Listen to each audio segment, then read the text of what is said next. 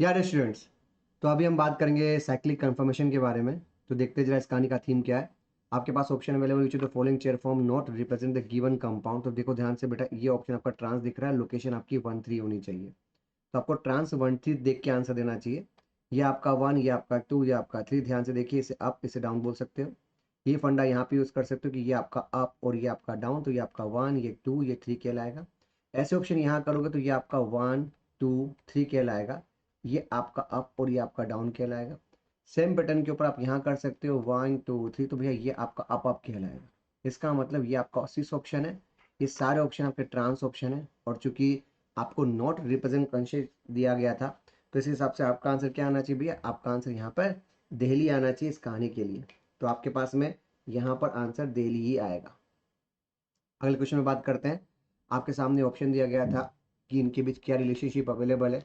तो ध्यान से देखिए, ये आपका 1, ये आपका 4, ये आपको ट्रांस की फीलिंग दे रहा है बिकॉज एक अप हो रहा है एक डाउन हो रहा है।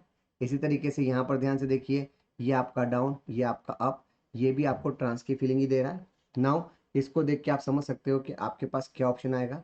बस एक प्रॉब्लम है कि ये ई है और ये ए है। इस पे बात कर सकते हैं। अगले एग्जाम्पल में देखो, मिथाल मिथाल है, यहाँ पे मिथाल इथाल है, तो इसका मतलब पक्का है, तो नोट आइसोमर है। वैसे आपको बता दो, ई से ए देख के आपको शायद कंफर्मेशन की फीलिंग आनी चाहिए। ये एग्जांपल ध्यान से देखिए, यहाँ पे 1 2 3 अवेलेबल है। ये आपका अप, ये आपका अप दिख रहा है। वैसे आप यहाँ पे देखिए, ये आपका डाउन, ये आपका डाउन दिख रहा है।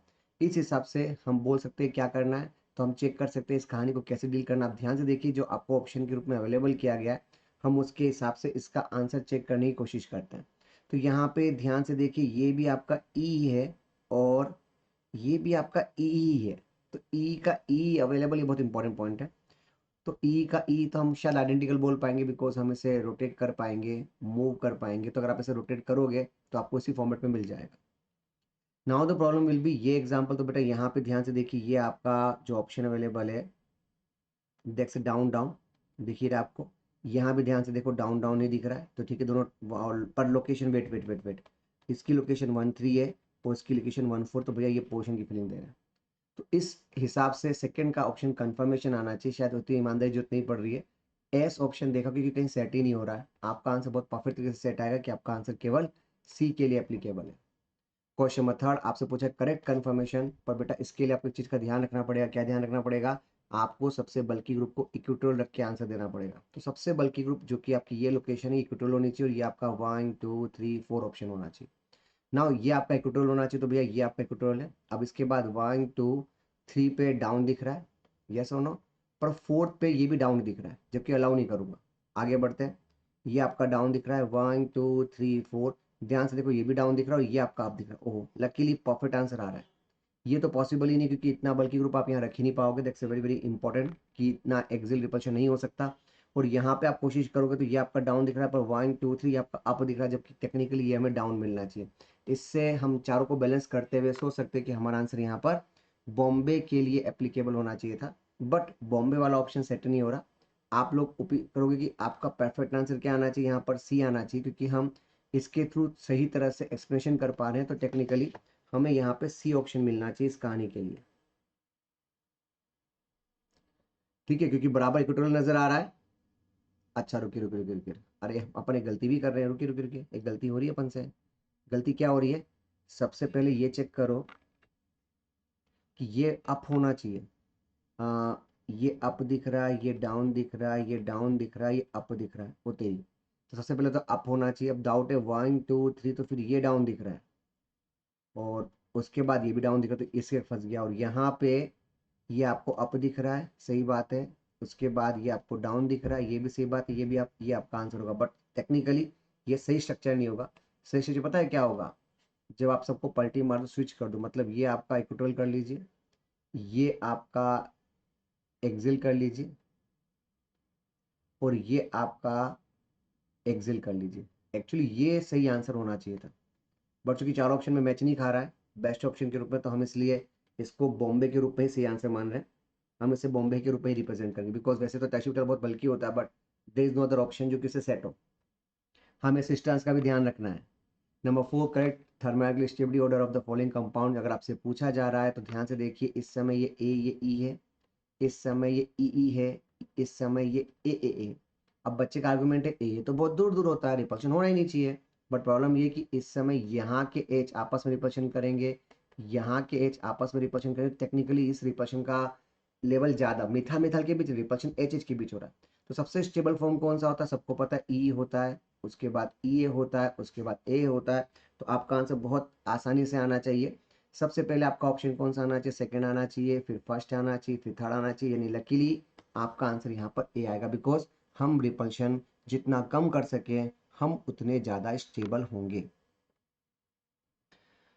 क्वेश्चन नंबर 5 आपसे पूछा गया है कि सिस और ट्रांस बताना है, तो सेम साइड अपोजिट साइड देख लीजिए, ध्यान से देखिए यहाँ पे क्या है, ये आपका अप, ये आपका नीचे जा रहा है तो डाउन, यानी ये ट्रांस ऑप्शन कहलाएगा।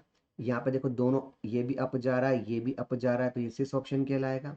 यहाँ पर ये आपका डाउन, ये आपका अप, तो ये ट्रांस ऑप्शन कहलाएगा। यहाँ पर ये आपका अप, ये आपका डाउन, तो ये ट्रांस ऑप्शन कहलाएगा। मतलब टेक्निकली आपके पास जो कॉम्बिनेशन बन रहा है वो बन रहा है trans cis trans trans, trans cis trans trans, यानी आपका आंसर यहाँ पे सी के लिए एप्लीकेबल होना चाहिए। अगला क्वेश्चन आपसे पूछा गया इस कहानी के हिसाब से कि क्या ऑप्शन यूज करोगे, तो ध्यान से देखो, ये दोनों मिथाइल मिथाइल, आपको बता दूं ये जिन पे मैं गोला मार रहा हूँ ये सब एक्सियल है। स्टैंडिंग को हम एक्सियल बोला करते थे, अगर आपको याद हो तो ये सब तो एक्सियल, और जो बच गया वो इक्वेटोरियल कहलाएगा। यहाँ पे प्रॉब्लम है कि ये जो ऑप्शन दे रखा है, तो ध्यान से देखो, ये भी वेज, ये भी डेश, पर ये भी इक्वेटोरियल तो है, और ये आपका एक्सियल ऑप्शन कहलाएगा। इसका मतलब हम ये बोल सकते हैं कि ए और बी सेम होंगे। और ऑफ कोर्स इस कहानी में रिपल्शन का पंगा होगा ही होगा, बिकॉज यहाँ पे इनके बीच एच एच के बीच रिपल्शन जरूर होना है। तो हम ये बोल सकते हैं कि आपको ए और बी बराबर स्टेबल दिखने चाहिए, क्योंकि कहीं सेट नहीं हो रहे मेरे हिसाब से, ये तीनों बराबर गलत हो गया। और सी से लेस स्टेबल, सी से मोर स्टेबल होना चाहिए, तो अपन बोल सकते हैं कि अपन का आंसर यहाँ पे सी आना चाहिए। That's the best way to answer. Question number 7 आपसे पूछा गया क्या जज करने को बोला गया है, तो आपको बोला गया है most confirmation of 1 isopropyl and 4 methyl cyclohexane, but उसने सिस ट्रांस कुछ नहीं बोला, तो बस लकीली देखो इन दोनों को कहाँ होना चाहिए, इक्विटोरियल। ये आपका एक्सियल नहीं चलेगा, यहाँ पे दो दो एक्सियल नहीं चलेगा, यहाँ पे ये एक्सियल नहीं चलेगा। ध्यान से देखो, जहाँ एक्सियल की लोकेशन है स्टैंडिंग, वहाँ पे कोई भी नहीं है, सब कुछ इक्विटोरियल पे अवेलेबल है, और हम ये जानते हैं इक्विटोरियल पे रिपल्शन सबसे कम होगा, तो that's why your answer is C here. Question number 8 आपसे पूछा गया most stable conformation isomer of cis 1 bromo 2 chloro cyclohexane. Language पे ध्यान दो, पहले सिस 1 ब्रोमो 2 क्लोरो साइक्लोहेक्सेन, तो बेटा जनरली क्या होता है, ये ब्रोमो और ये क्लोरो बना दिया। पर फैक्ट ये कि आपको ऑफिशियली बात करनी तो ये आपका ई, ये आपका ए, ऐसा कुछ कॉम्बिनेशन बताना पड़ेगा ताकि आपको अप्रोच करने में आसानी रहे। या अब आपको ऐसा लगेगा तो क्या करोगे, आप ब्रोमीन को यहाँ पे बना दोगे, क्लोरीन को यहाँ पे बना दोगे, कि सर हमने इसको ए बना दिया, इसको ए बना दिया। ऐसा ये भी कर सकते हो कि सर हम इस समय क्या कर सकते हैं,